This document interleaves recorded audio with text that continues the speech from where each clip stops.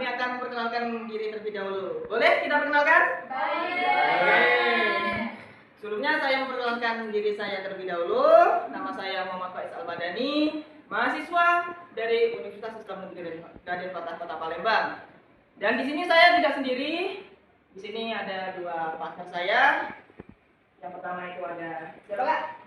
Baik, perkenalkan di sini saya Nurhaliza.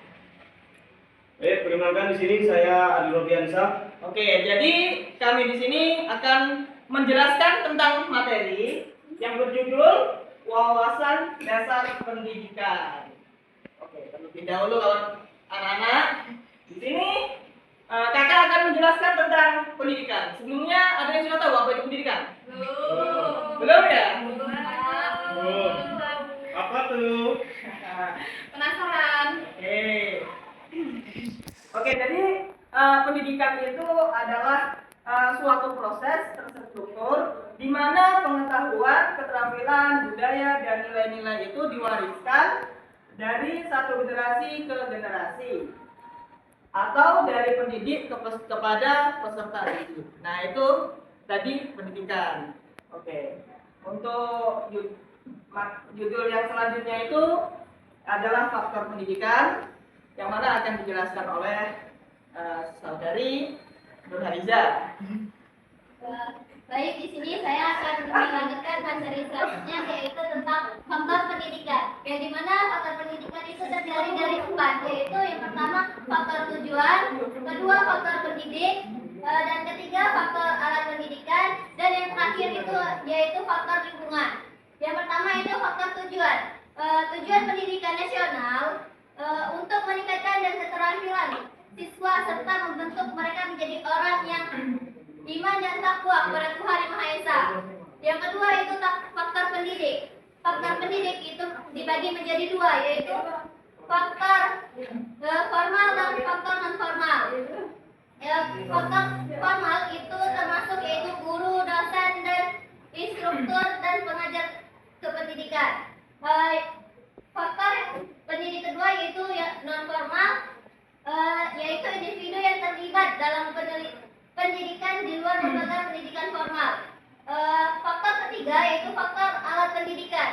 Faktor ini merujuk pada segala jenis perangkat, materi atau sumber yang digunakan dalam proses pendidikan.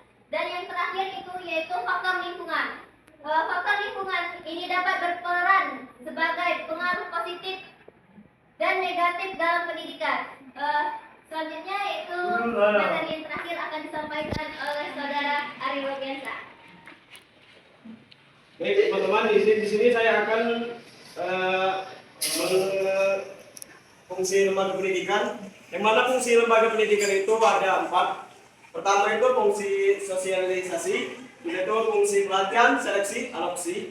Yang ketiga itu fungsi inovasi dan perubahan sosial. Dan terakhir itu fungsi pengembangan pribadi dan sosial. Untuk fungsi sosialisasi ini melibatkan peran pendidikan dalam memperkenalkan individu pada norma-norma sosial. Dan sedangkan fungsi pelatihan, seleksi, adopsi, pendidikan juga berfungsi sebagai alat seleksi untuk mengidentifikasi individu yang memiliki potensi tertentu. Nah, selanjutnya itu fungsi inovasi dan perubahan sosial. Pendidik dapat menjadi inovasi dan perubahan sosial dengan memberikan pengetahuan dan keterampilan yang perlu untuk mengatasi masalah. Yang terakhir itu fungsi pengembangan pribadi dan sosial. Pendidikan juga berperan dalam pengembangan pribadi dan sosial individu, membantu mereka mengembangkan potensi diri, mengasah keterampilan interpersonal, dan memahami peran mereka dalam masyarakat. Baik, itu saja fungsi lembaga pendidikan. Sekian dari saya, terima kasih.